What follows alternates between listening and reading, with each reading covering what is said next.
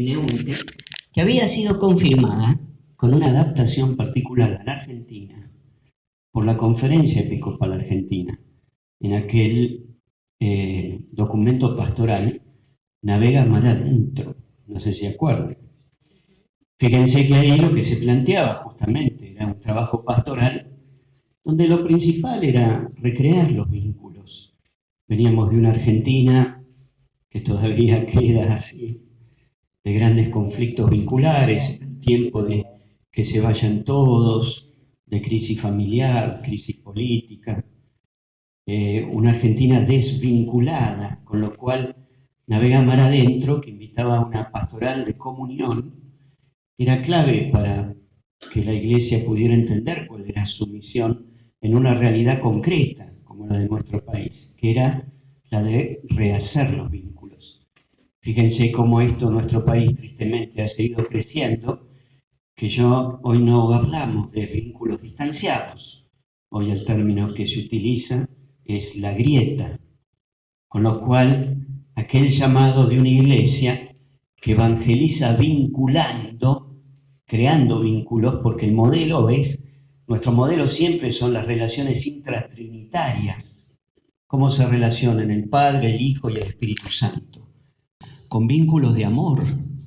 Entonces, la tarea de la Iglesia es repetir en la historia esta vincularidad trinitaria.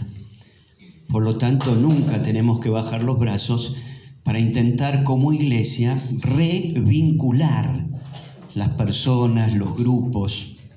Y por eso quizá qué vigencia tiene esto de ensanchar la carpa, porque nosotros también tenemos que ayudar a que todos se puedan vincular con nuestra experiencia de ser amados por Dios.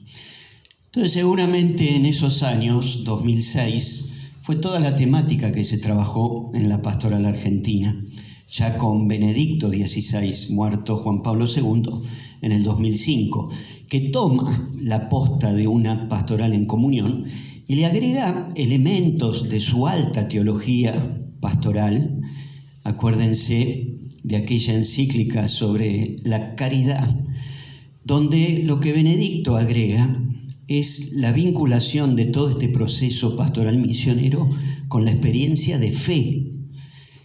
Porque allí está aquel famoso texto, que lo debemos haber trabajado aquí, no sé si en el 2006 o en años posteriores que me hayan invitado, que Benedicto enseñaba esto: la fe no comienza a partir del encuentro con una gran idea o el encuentro con una decisión ética. ¿Ven? Benedicto decía que la fe no es solamente racionalismo, comprensión de verdades, y tampoco es meramente la adhesión a un código moral. Eso viene después. ¿Después de qué? La fe comienza con un acontecimiento, en el encuentro con un acontecimiento, con la persona de Cristo, que da a la vida un nuevo horizonte y con ello una orientación decisiva. Tan importante, ven, es ese texto. Yo habré hablado tantas veces de él que, como ven, me lo acuerdo de memoria. Pero esto es tremendo, ¿no? Da a la vida un nuevo horizonte y con ello una orientación para la vida, una orientación decisiva para dar sentido a la vida, para ser feliz. Ven, quiere decir que la misión que es búsqueda de comunión, espiritualidad y pastoral de comunión, van asentadas en una fe que nos da a nosotros la convicción de que misionamos porque tenemos para compartir en el encuentro con Cristo, no en el discurso, la posibilidad de un horizonte y una orientación decisiva para todos aquellos que están en la búsqueda de plenitud y de felicidad. Por eso, Benedicto quizá lo que le agrega como nota propia de la dimensión misionera es esto de poner un vínculo estrecho con la fe. Y no tenemos que tener vergüenza de eso. Cuando misionamos, anunciamos la fe, y no debemos esconderlo, pero la fe como encuentro con Cristo, para provocar un encuentro en el otro y así, conociendo a Cristo y el amor de Dios, encuentren un horizonte nuevo y con ello una orientación decisiva para sus vidas. Impecable. ¿Ven? Lo de Benedicto XVI, hasta tal punto que recordarán ustedes, la convicción de Benedicto era tan fuerte en esta experiencia de encuentro, la fe como encuentro, que esto sí lo habré dicho en aquellas veces que he venido, toda su enseñanza en los 6 o 7 años que tuvo pontificado, en las catequesis desarrolló vida de santos, ¿no? Para mostrar la importancia del encuentro con Cristo y para invitar a toda la Iglesia a encontrarnos con testimonios de Cristo, con testigos de Cristo. Porque a la larga, sí, la misión y la evangelización tienen que sostenerse en provocar encuentro con Cristo, lo mejor es verlo con los ojos en los testigos de Cristo. Y así queda claro que todos nosotros, como evangelizadores misioneros, tenemos que transformarnos, como lo fueron los santos, en testigos de Cristo.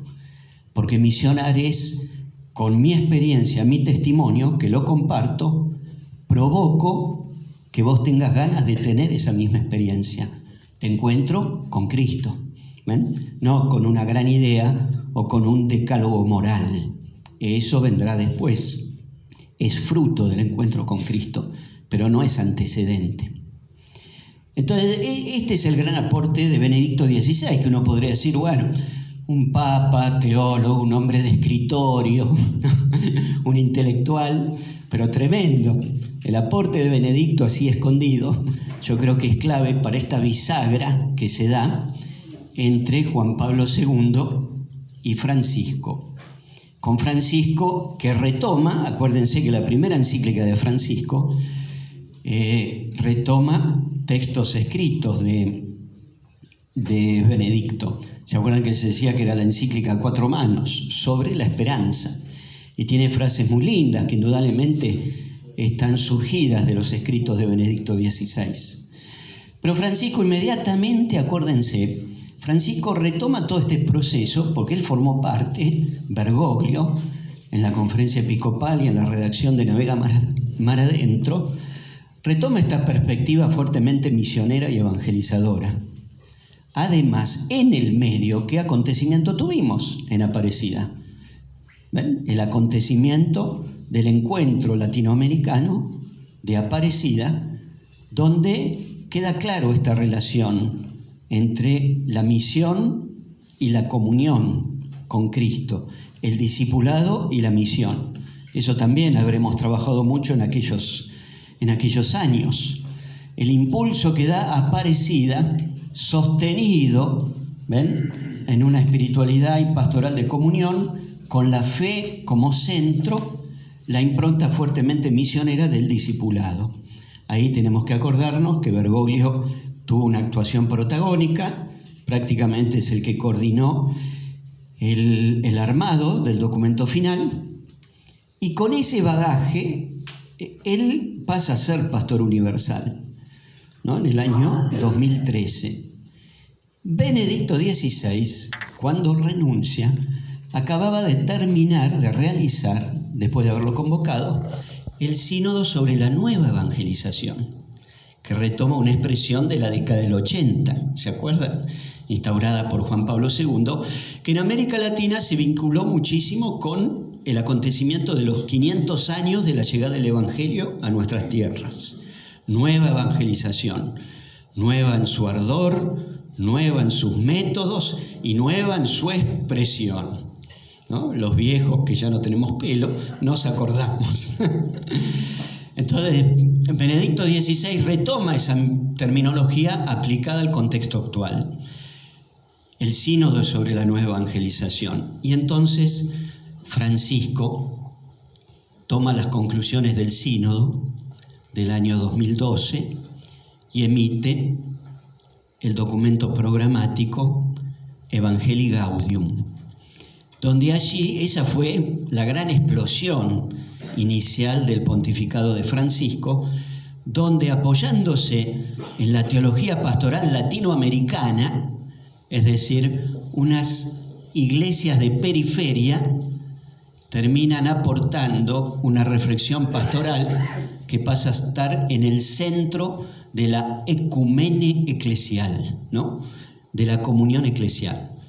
No debe haber sido muy fácil para los grandes teólogos europeos, romanos, lo digo con respeto, pero para que ustedes entiendan lo que significó eso, que una reflexión teológica en Latinoamérica pasa a ser, ¿no?, la que de alguna manera guía el itinerario de la Iglesia Universal.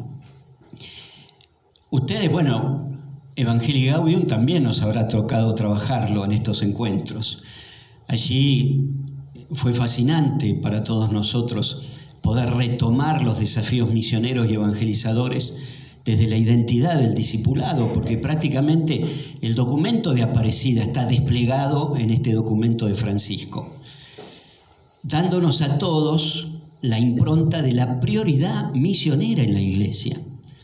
Acordémonos que Francisco, como buen jesuita, su vocación nace desde la perspectiva y el anhelo misionero.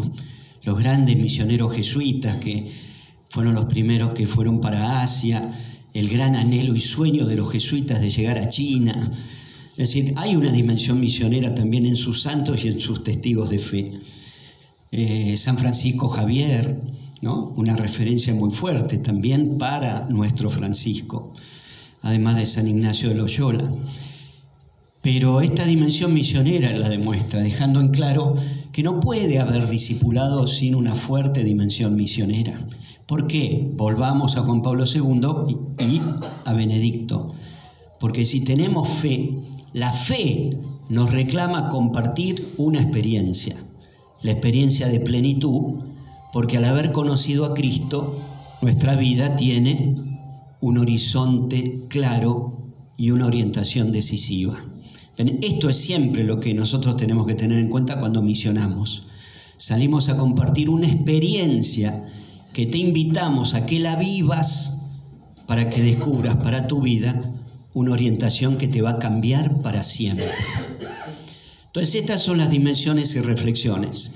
Por eso siempre la dimensión misionera requiere de un encuentro. Pues nosotros no vamos a transmitir un contenido a alguien que está vacío, ¿no? La misión requiere un encuentro, porque a partir de la realidad del otro, uno tiene que agregarle a esa realidad la experiencia del encuentro con Cristo. ¿Cómo hacer fascinante el encuentro con Cristo para que al misionar el otro quiera vivir lo mismo? Por eso la clave de esto que dice tanto Francisco, de misionar con alegría. Pues ¿cómo voy a convencer al otro que vale la pena tener mi experiencia si lo hago con una cara de amargado, ¿no? Entonces el itinerario, ven, de Francisco, y después lo que Francisco tiene de interesante, que también es lo fuertemente novedoso, que lo habremos conversado acá también, que él casi 50 años después pone la eclesiología del Concilio Vaticano II otra vez en el centro de la reflexión pastoral. Iglesia, pueblo de Dios, la primacía de la misericordia, ¿ven?, antes que el juicio.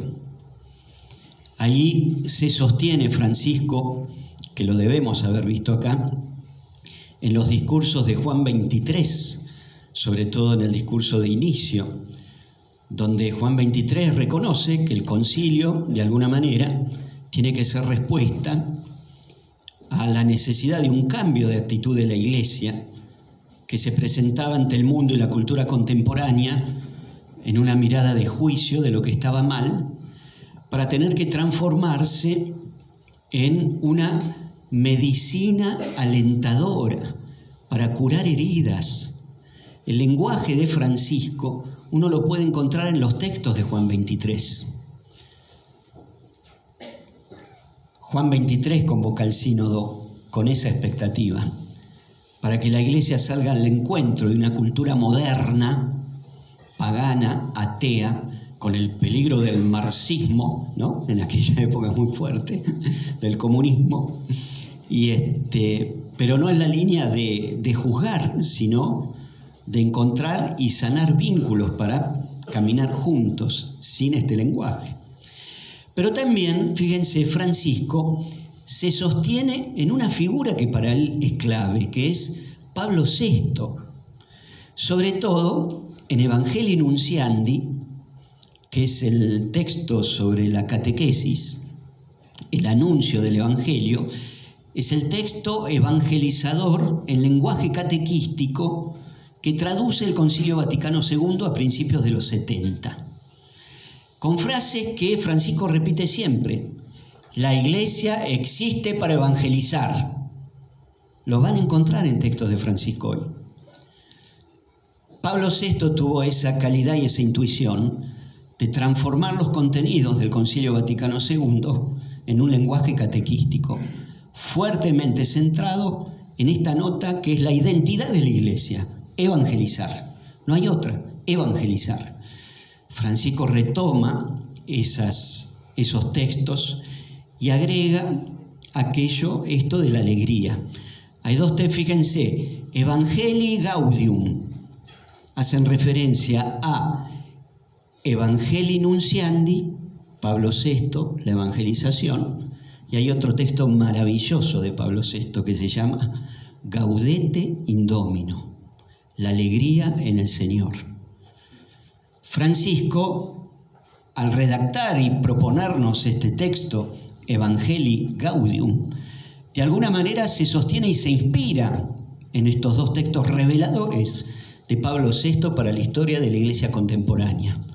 Lo actualiza y lo presenta, haciendo una magnífica síntesis donde queda claro que sin alegría, por la experiencia del encuentro del Señor, es imposible evangelizar.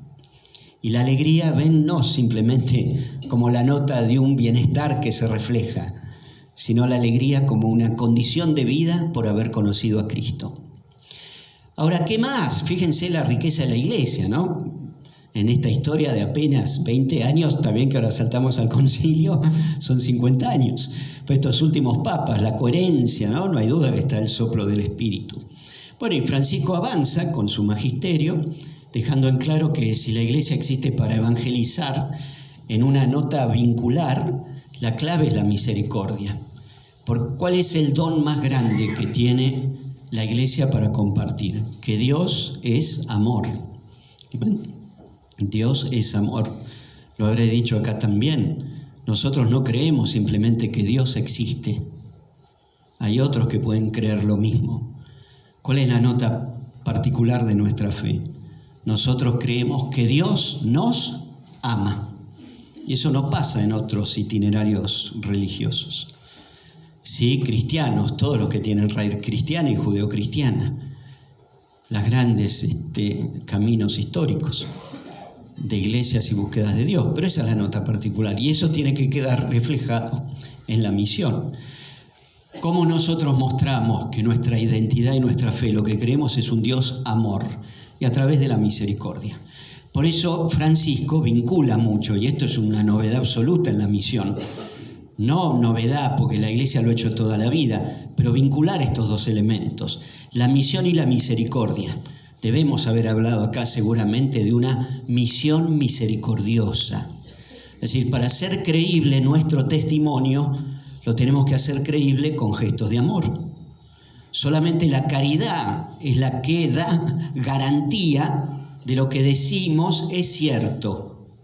¿Ven? Por eso la importancia de que las comunidades y las parroquias, además de grandes proyectos catequísticos, misioneros y evangelizadores, estén unidos a gestos profundos de misericordia, desde los más ocultos, visitar a los ancianos, a las abuelas que están solos, a los más visibles, un comedor de 500, 900 viandas, desde lo más oculto a lo más visible. Si nosotros en nuestra vida cotidiana, además de grandes proyectos catequísticos, misioneros, podemos mostrar también gestos concretos de misericordia, nuestro testimonio se hace creíble. La caridad es lo que da garantía de lo que decimos es cierto, que Dios nos cambia la vida y que ayuda a esto, a revincular, abrir un espacio para todos, a que todos se puedan sentir parte en la experiencia de un encuentro con Cristo. Para poder entrar al tema que hoy nos ocupa, que lo diremos rápidamente porque ustedes lo vienen trabajando, igual cuando me exceda me avisan, 5 minutos antes alguien me dice, pues si no yo puedo hablar 3 días seguidos. Entonces, la novedad de este proceso, pues claro, ¿cómo se puede pensar y hacer visible una iglesia así, misionera, misericordiosa, donde el centro está en la experiencia con Cristo, donde la prioridad está en los que más sufren, donde el anuncio del Evangelio con alegría es clave? ¿Cómo puede darse esto en el intento de mostrar una experiencia de vinculación al modelo de las relaciones intratrinitarias? Y acá otra vez Francisco, que rescata una nota propia de la Iglesia histórica, desde los comienzos de la Iglesia, que es la sinodalidad. Ven, en el itinerario eclesial y en el magisterio de Francisco, la sinodalidad no hay que entenderla como una metodología. Metodología eran los planes pastorales, metodología son las asambleas para intercambiar. La sinodalidad no es una metodología, es una nota propia de la Iglesia que quiere expresar todo esto que venimos diciendo. Porque es una nota de la Iglesia que nace en los comienzos de la Iglesia, donde se puede ver, sobre todo en los Hechos de los Apóstoles, que cada vez que los apóstoles decidían algo, aparece la mención al Espíritu Santo. Nosotros y el Espíritu Santo hemos decidido, ¿no? Ven la noción de que cuando nos juntábamos, cuando los apóstoles se juntaban a decidir algo, da la impresión que había un lugar donde se sentaba el Espíritu Santo, ¿no? Y entonces la experiencia de la presencia del Espíritu, y esta nota es propia de la sinodalidad, en el discernimiento del Espíritu, la experiencia del discernimiento hacía posible la toma de las decisiones, hasta tal punto que la expresión que los apóstoles dan y que Lucas en los Hechos de los Apóstoles se encarga de remarcar, es que cualquier decisión que se tomó en los comienzos de la Iglesia está asentada por el discernimiento en el Espíritu, nosotros y el Espíritu Santo. O como a Pedro, el Espíritu Santo me dijo, Pedro quería irse para allá y el Espíritu lo mandó para acá. Y así hay un sinnúmero de relatos, donde llega en aquel texto muy lindo, que creo que es el apóstol Felipe, que esto está redactado, no sé si en los Hechos o en una de las cartas de Pablo, ahí yo me confundo, los Hechos, con el eunuco que venía de alguna fiesta en Hechos, todavía, que venía seguramente de una fiesta judía, porque estaba en una búsqueda religiosa, y entonces el Espíritu le dice a Felipe, después lean el texto, es el Espíritu el que se lo dice, andá y caminá junto con él. Por eso seguramente lo de la sinodalidad es caminar juntos. Porque el Espíritu, que acá podríamos encontrar el primer plan pastoral de la historia, ¿cuál fue? El que le dijo el Espíritu a Felipe, caminá junto con él. Entonces Felipe se puso a caminar al lado del eunuco, que creo que ya estaría arriba de su carro. Claro, él advirtió que estaba leyendo algunos textos de los profetas, y entonces Felipe se ofrece a explicárselo. Pero para eso tuvo que caminar al lado. Caminó, miró, se dio cuenta, a este le interesan los profetas, entonces engancho por ahí. ¿Viste? Caminar, primero hay que caminar junto. Una vez que Felipe le ofrece a explicar los textos, lo termina invitando a subirse. Le explica los textos y termina en el bautismo. ¿Ven? Pero ¿cuál fue el itinerario pastoral misionero de Felipe? Caminar junto, para iluminar desde la Escritura, desde la palabra, que es clave, como en aquella experiencia de Jesús también con los discípulos de Maús, que explicando la Escritura les abrió los ojos y el corazón. Entonces ven, en los comienzos de la Iglesia la sinodalidad es clave. Y hay un evento fundamental, por eso la sinodalidad no debe temer a las diferencias, las incluye. hay un acontecimiento fundamental, ahora sí, en las cartas de Pablo, que es la dificultad en encontrar un itinerario nuevo en la iglesia para la inclusión de los paganos. Acá había hasta una oposición entre aquellos que quedaron a cargo de las iglesias en torno a Jerusalén, iglesias que habían nacido del judaísmo, con lo cual el camino era ser judío, cumplir con la ley de Moisés y después dar el salto al bautismo en el Espíritu. Pero claro, Pablo se encontró con los paganos allá en Antioquía, y ¿para qué iba a perder el tiempo en vincular con el judaísmo? Él se daba cuenta que había quienes querían conocer a Cristo directamente. Entonces el bautismo sin la circuncisión, sin el cumplimiento de la ley judía. Gran escándalo. De la iglesia de Jerusalén mandaban comisiones a escrutar lo que hacía Pablo, ¿no? Esto aparece en los textos que venían, muchos que venían a ver lo que decía Pablo para después ir a acusarlo a Pedro, Santiago y Juan de lo que estaba haciendo Pablo. Hasta creo que hay algún texto, no me equivoco, que este mismo grupo de gente, como a Jesús, lo persiguieron a Pablo para empujarlo y despeñarlo, ¿no? Como un hereje. Sin embargo, Pablo, ayudado por la comunidad, con cartas de la comunidad, va a Jerusalén y se encuentra con Pedro, Santiago y Juan. A ver, la perspectiva ahí, ¿cuál era? Agarrarse a trompadas directamente. Sin embargo, como dice el texto, no sin acaloradas discusiones. Sin embargo, en el discernimiento en el Espíritu se pusieron de acuerdo y dice el texto, se dieron la mano en señal de comunión. Entonces, las cartas que traía Pablo, es decir, el discernimiento de la comunidad que llevaba Pablo, es decir, aquí ya hubo un discernimiento que es expresado por la comunidad ante las autoridades en Jerusalén, donde hay otro discernimiento. Y finalmente, a través del don del Espíritu, llegan no solo a un acuerdo, sino a un encuentro en comunión. Se dieron la mano en señal de comunión, no sin acaloradas discusiones. Y ese momento es clave para el crecimiento de la iglesia.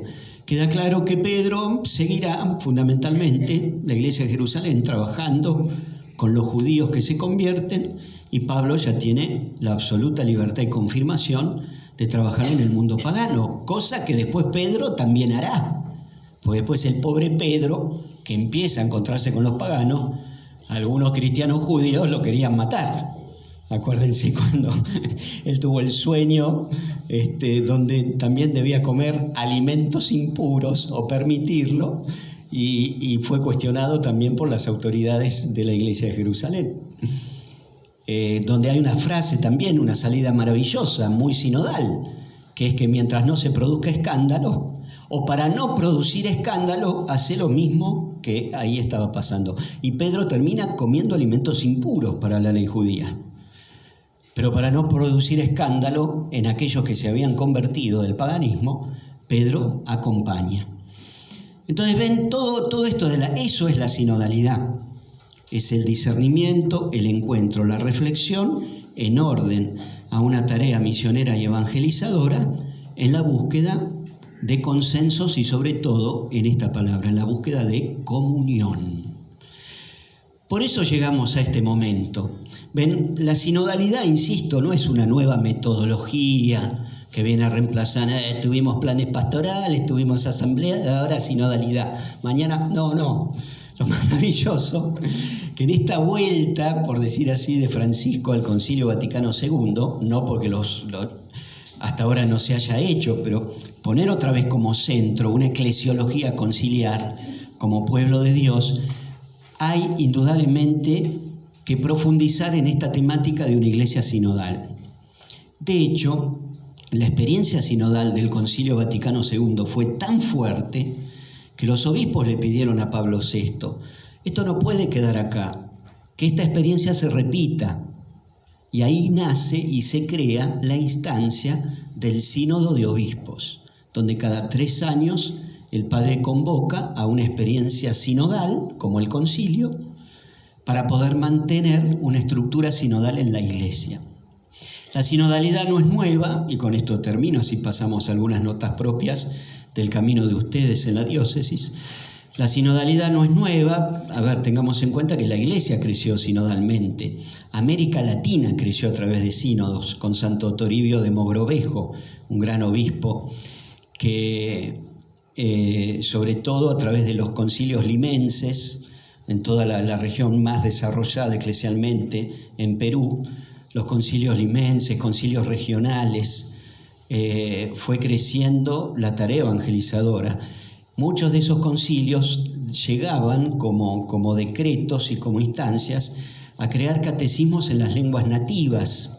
Eso está estudiado y hasta se han encontrado textos específicos en las lenguas propias de los pueblos de América Latina, inspirados por estos procesos conciliares y sinodales. Después, claro, por todas estas instancias políticas, porque en una época había tanta relación entre los reyes, la Iglesia, el concilio o los sínodos los convocaba el rey o el emperador. Claro, la aparición de los estados nacionales, que creían que la potestad que estaba en el emperador caía al gobernador. Es un poco lo que pasó acá, ¿no? Que la Iglesia estaba sentada en la responsabilidad de los reyes. Cuando caen los reyes, la Junta Nuestra, sobre todo con Rivadavia, concebían que la potestad eclesial recaía sobre el gobierno. Aquí la Iglesia se distancia un poco de eso y fíjense, como castigo, en la Argentina no hay nuncio mucho tiempo y también hay una etapa donde no hay nombramientos de obispos, pues no se entendía bien quién tenía la potestad de hacerlo. Rivadavia confisca todas las propiedades de la Iglesia y también indica cómo tienen que ser hasta las colectas y los aportes para las misas, qué sé yo. Y por poco Rivadavia quería convocar a las reuniones de clero, pongámosle. Entonces, claro, son todas esas dificultades. Ahí, indudablemente, la época sinodal se corta, porque la Iglesia no podía perder la libertad de que sea el poder político el que convoque a sus intereses. El sínodo, la sinodalidad, es expresión de la libertad de la Iglesia. Esa es otra nota clave, que pasa a ser luz y faro para iluminar la experiencia de construcción política y social. Esto lo insiste mucho Francisco. La experiencia sinodal en el adentro de la Iglesia tiene que ser testimonio para la construcción social. Entonces, ven, si hablamos de sinodalidad, podemos entrarle por cualquier lado. Pero lo que es clave es que podamos entender que si hoy ponemos la atención en sínodo, sinodalidad, no es porque es una metodología pasajera, es porque estamos tratando, por el soplo del Espíritu y por poner la mirada en el Concilio Vaticano II, de volver a las raíces esenciales de la Iglesia. La Iglesia no puede no ser sinodal.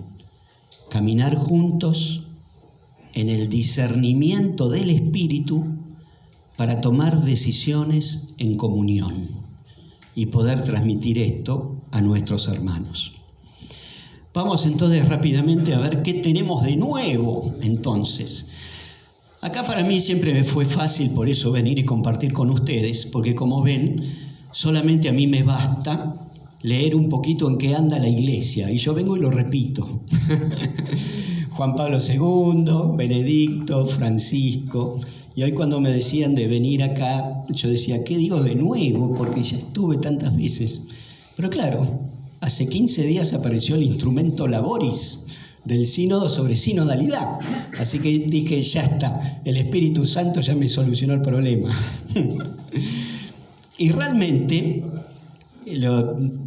ustedes a lo mejor ya tuvieron una mirada. Ustedes saben que el Papa, justamente al plantear en el año 2015 la importancia de la sinodalidad en la Iglesia, en aquel discurso en el Sínodo sobre la Familia, en que se celebraban 50 años de la creación del Sínodo de Obispos. ahí plantea Francisco que la Iglesia en este tiempo tiene que ser sinodal. Además lo plantea como un deseo de Dios, lo que Dios desea para la Iglesia, ¿no? Es esto de caminar juntos y vivir sinodalmente, para ser fecundos en la tarea evangelizadora, porque el sínodo y la sinodalidad deben vivirse para hacer crecer la misión. ¿Ven? No es algo endogámico hacia adentro. Sin sinodalidad en este tiempo, la tarea misionera evangelizadora es más difícil.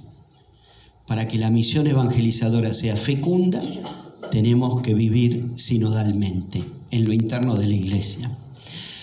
Entonces, bueno, ustedes saben que después del último sínodo, que fue sobre la juventud, el tema que plantea Francisco para este nuevo sínodo del 23 es el de la sinodalidad en la Iglesia, para provocar experiencias sinodales, compartirlas y marcar un horizonte sinodal para la Iglesia universal. Indudablemente, la novedad de este sínodo es la amplia participación del pueblo de Dios, que ya se venía haciendo, esto facilitado por las comunicaciones y las redes sociales, y además porque el Papa propuso un itinerario. Vieron que era, primero, responder preguntas a nivel diocesano, elevarlas a nivel conferencia episcopal, compartirlas en una reunión regional, que acá se hizo en la región Cono Sur de América Latina, y pasarla a la comisión sinodal para ser el instrumento de trabajo. Entonces hubo instrumento preparatorio, instrumento, no sé, preliminar, y ahora ya el itinerario está terminando, porque este documento refleja lo que más aparece y las expectativas de todo este proceso que nació en las diócesis. ¿Ven? Lo que el Papa quiso con este sínodo es no dejar la experiencia sinodal en el encuentro de los obispos, sino provocar una experiencia sinodal desde las bases. Con lo cual todas las diócesis prácticamente estaban obligadas con alguna experiencia sinodal, llámese asamblea, encuentro, a participar de este sínodo sobre la sinodalidad. Y aparece el texto final. Acá yo tengo, si alguien quiere repartir,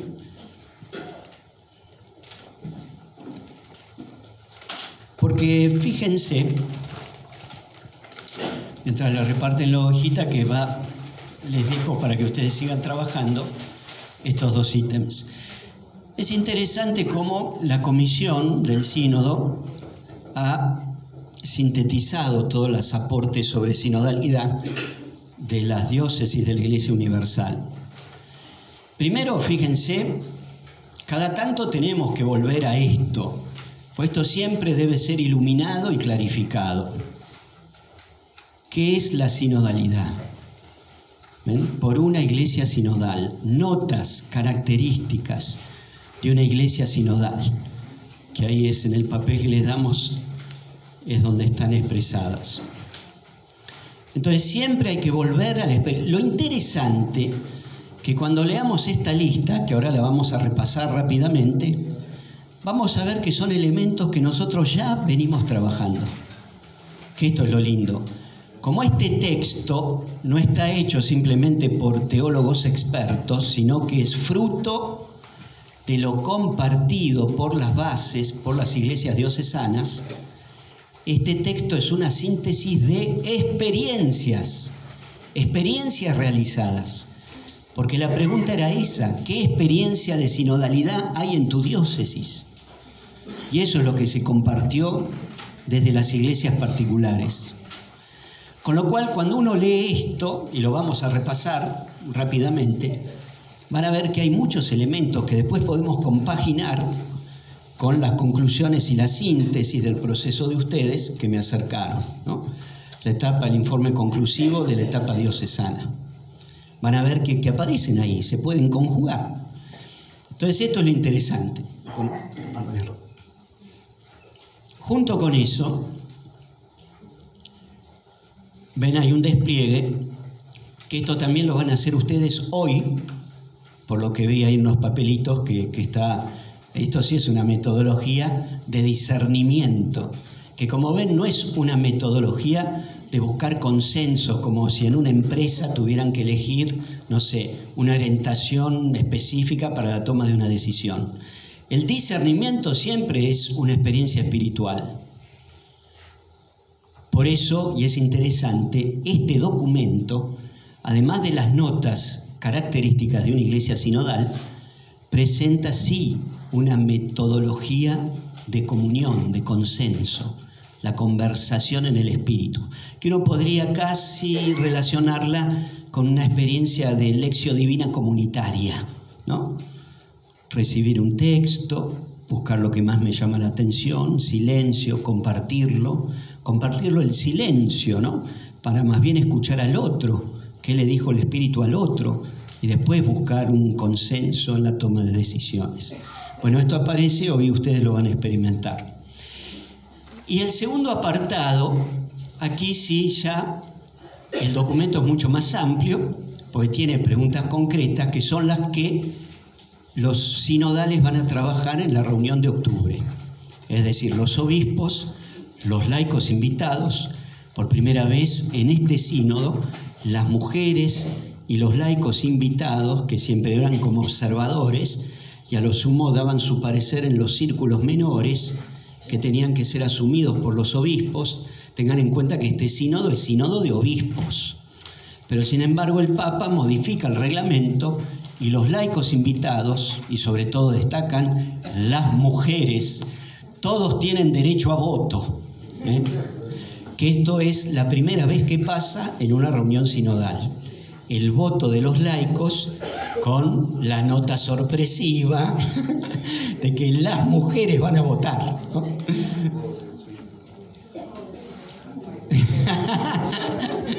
Mejor no escuchemos lo que están comentando por acá. Después lo interesante, siempre este sínodo fue convocado bajo el paraguas de esta tríada: comunión, misión y participación, que son los 3 temas. Con lo cual, los sinodales, en el aula sinodal, van a trabajar estos 3 temas con todas las preguntas que aparecen en el desarrollo del documento.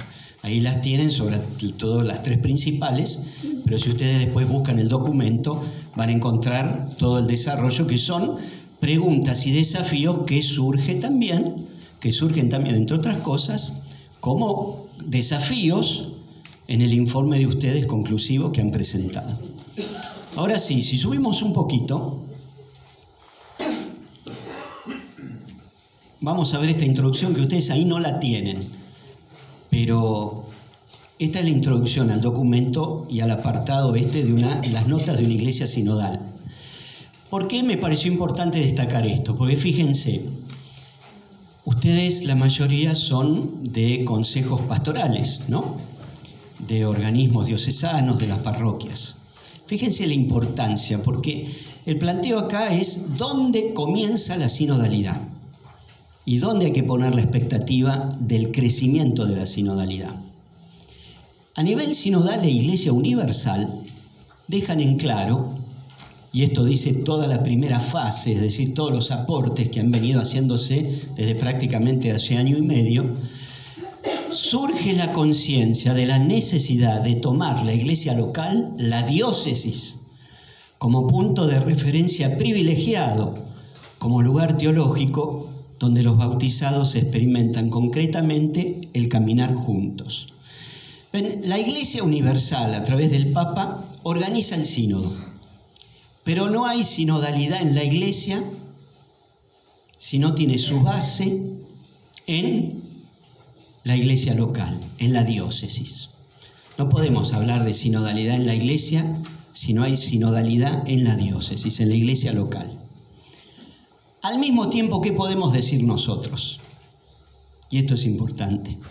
No hay sinodalidad diocesana si no comienza y no se despliega en las comunidades base de la pastoral diocesana, entre ellas fundamentalmente en las parroquias, pero también en los organismos, en los movimientos, indudablemente en las familias religiosas, consagradas.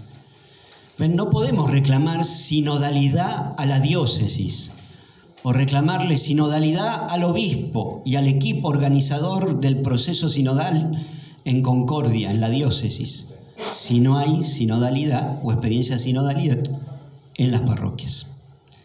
Y acá la clave son organismos que ustedes conocen, ¿no? Ustedes son testigos de eso. Entre ellos los consejos pastorales, parroquiales y todo tipo de espacio de encuentro y discernimiento, hasta asambleas parroquiales.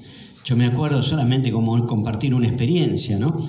No para poner de modelo nada que hagamos en Buenos Aires, pero como para compartir como experiencia. Cuando nosotros ya desarrollamos el sínodo con 6 sesiones cada 15 días, después de un proceso de 4 años que terminó en el sínodo con un documento de trabajo.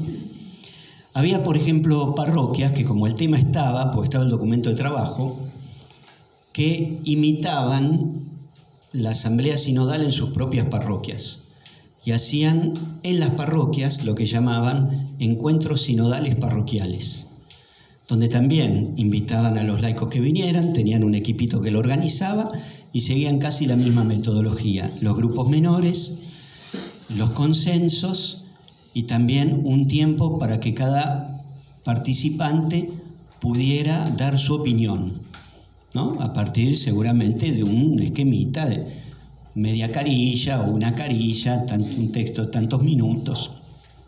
¿Ven? Entonces, siempre es posible creativamente poder desplegar en las parroquias experiencias de este tipo. Es verdad que la gran dificultad, y sobre todo post pandemia, esto lo podremos decir, y sobre todo los párrocos, es la dificultad de contar con agentes pastorales competentes para desarrollar esto. Además, los temores de la experiencia del COVID es notable, sobre todo cómo ha impactado en la convocatoria de los jóvenes. Entonces uno ha encontrado más bien una dispersión. Pero justamente quizá estos temas, nuevas convocatorias, espacios de participación, puedan ser los que ayuden a muchos que se han tomado distancia de las comunidades a encontrar un motivo para volver. Pero bueno, las dificultades están, no todo es mágico en la tarea pastoral. Y además tenemos que tener en cuenta que el tiempo no nos apremia ni nos corre. Acá no es cuestión de que en las parroquias haya copapas competentes o encuentros sinodales en 15 días o en 2 meses. Acá hay que poner la semillita y dejar que el Espíritu Santo la haga crecer.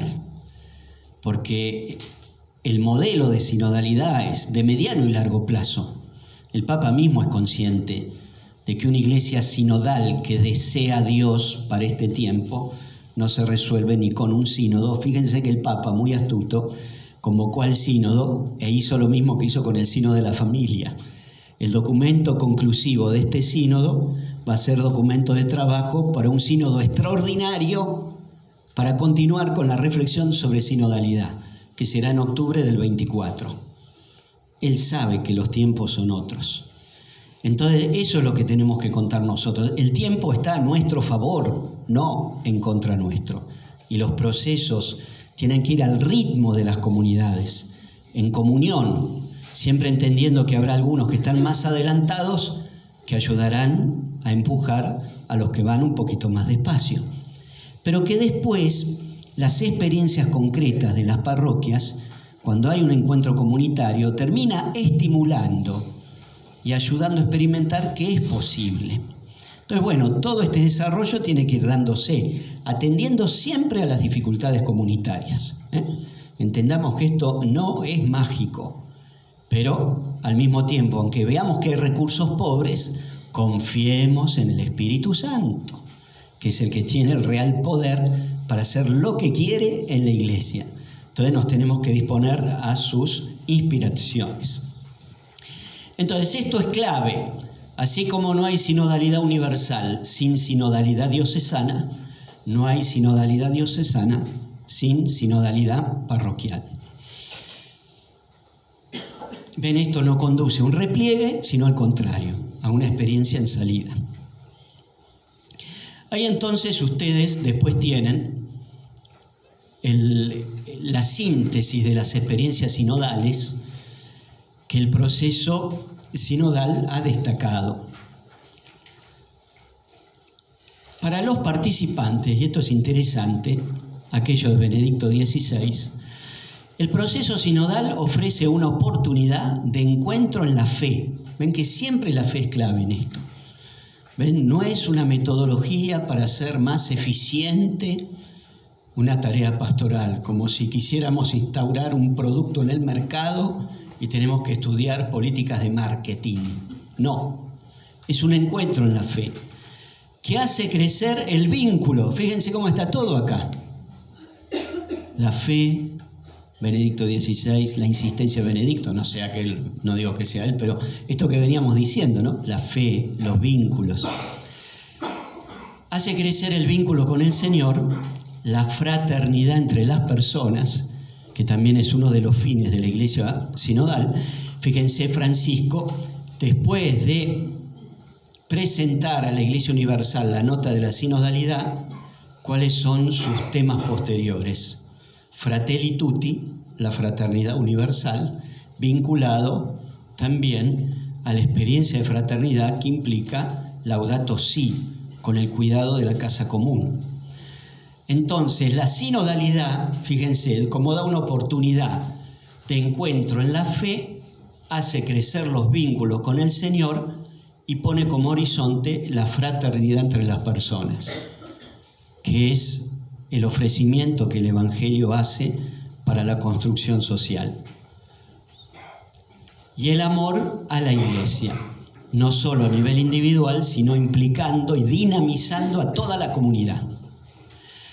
La experiencia es la de recibir un horizonte de esperanza. Fíjense cómo aparecen los ecos, ¿no?, de lo que veníamos diciendo. La sinodalidad, en esta experiencia donde está implicada la fe, los vínculos, la fraternidad, no solo a nivel individual, sino comunitario, hacerlo juntos. Esta experiencia es la de recibir un horizonte de esperanza, que se abra para la Iglesia, signo claro de la presencia y de la acción del Espíritu, que la guía, esto siempre se repite, es el Espíritu el que guía a la Iglesia en la historia, en su camino hacia el reino. El protagonista del sínodo siempre es el Espíritu Santo. Bueno, y ahí está la lista de los signos característicos. A ver, anda, creo que tengo una hojita yo. Vos andá pasando, pero vieron que ahí están destacadas, acá la tengo, sí. Está destacada en negrita. No las vamos a leer todas, así ya vamos terminando. Y pasamos a la conversación en el Espíritu, que es la experiencia clave por la cual ustedes vienen hoy acá. Pero ven los signos de una iglesia sinodal. Esto lo tenemos que tener como una especie de vademecum siempre al lado nuestro. Y van a ver que aparecen notas que son fruto también de la experiencia de ustedes.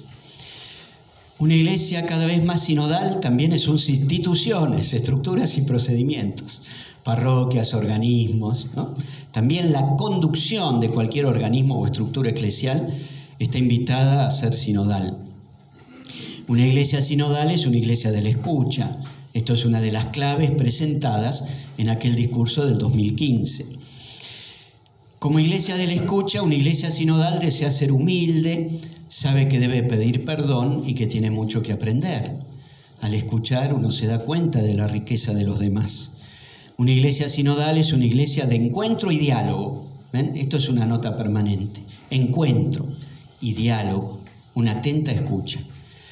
Una iglesia sinodal por eso está llamada a practicar la cultura del encuentro.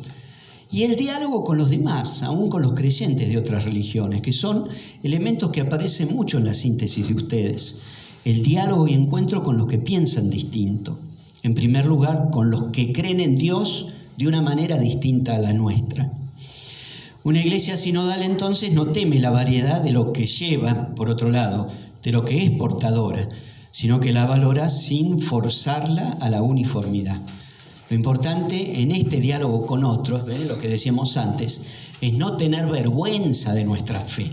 Para dialogar con el otro yo no tengo que dar marcha atrás en lo que creo, pero sí ser astuto, No plantear lo que creo como un juicio del que a vos te falta, sino como un horizonte al donde llegar, partiendo de lo que puede haber, aunque sea muy pequeño, en el diálogo con el otro. Entonces, no tener vergüenza de lo que uno cree, pero no presentarlo de modo forzado. Una iglesia sinodal promueve entonces el paso del yo al nosotros. Una iglesia sinodal es abierta, acogedora y abraza a todos. Notas muy insistentes en el informe de ustedes y que también las hemos rezado un ratito antes, sobre todo los que piensan distinto y que es novedoso en este desafío de diálogo de la iglesia a nivel cultural y social, que los que piensan distinto en temas muy sensibles a la iglesia, podríamos decir así, encima están muy bien organizados, ¿no? Con este nombre que se le da colectivos, ¿no? Colectivos LGTB, XXXXX, o colectivos a favor del aborto, pañuelo verde, o colectivos... Con lo cual hay un desafío muy grande, porque encima el otro no tiene ningún interés de dialogar conmigo, ¿no? Entonces ese es el gran desafío. Pero cómo tener esta nota particular de una iglesia abierta y de escucha, aún con los que piensan distinto y están muy bien organizados, que nosotros tenemos interés de integrarlos, sin cambiar lo que piensan, pero que tengan una experiencia que Dios los ama. ¿Ven? Que tengan una experiencia de la misericordia de Dios, sin pretender primero que cambien lo que piensan, ¿no? Pero ¿qué espacios pueden crearse para ese vínculo? Una iglesia sinodal es abierta, acogedora y abraza a todos. Una iglesia sinodal afronta con honestidad y valentía la llamada a una comprensión más profunda de la relación entre amor y verdad. Esto también siempre es clave. El amor no implica aceptar cualquier cosa, pero la verdad tampoco implica imponerla con violencia. Amor y verdad, una verdad que se muestra misericordiosa, pero una misericordia que se sostiene en la verdad. Características de una iglesia sinodal es la capacidad de gestionar las tensiones, lo que decíamos de la primitiva iglesia. Discutir, pero no dejarnos destruir por las tensiones. No puede ser que haya grietas dentro de nuestras comunidades. Eso no es evangélico. Y eso no lo resolvió así la primera comunidad cristiana. Tratar de caminar juntos también nos pone en contacto con la sana inquietud de lo incompleto. Es decir, siempre el caminar juntos implica descubrir que hay algo que nos tiene que dar plenitud, ¿no? Siempre estamos en esta sensación de lo provisorio, porque Dios siempre tiene algo nuevo y más completo que ofrecernos. Una iglesia sinodal se alimenta incesantemente del misterio que celebra, la liturgia. El centro está en la Eucaristía. Y una iglesia sinodal es también una iglesia del discernimiento, ¿ven? Por todo esto. Bueno, y ahí simplemente es interesante que el documento, a ver si te entra, el documento lo que plantea para este itinerario es esto de la conversación en el espíritu. Que ahora ustedes quizá tenés que achicar ahí. Y con esto ya vamos terminando para que ustedes pasen a la acción. Dejemos de hablar de sinodalidad y experimenten la sinodalidad en una experiencia concreta que es presentada, fíjense, por el mismo documento preliminar, porque a lo que apunta que el modo de trabajo en la asamblea sinodal sea este, no solamente una discusión de temas, sino una conversación en el espíritu. Está bien porque el documento mismo tiene esta imagen, si ustedes después lo buscan en internet, en vatican.va o en sínodo.va, ahí van a encontrar el documento de trabajo, Instrumentum Laboris, ¿no? Se lo llama, van a ver que se lo identifica como IL, Instrumento Laboris.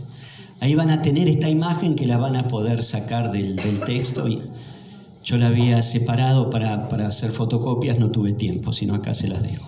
Entonces, bueno, acá está el desarrollo, que ahora me parece, por lo que vi ahí, en una orientación para los moderadores, está explicado este itinerario.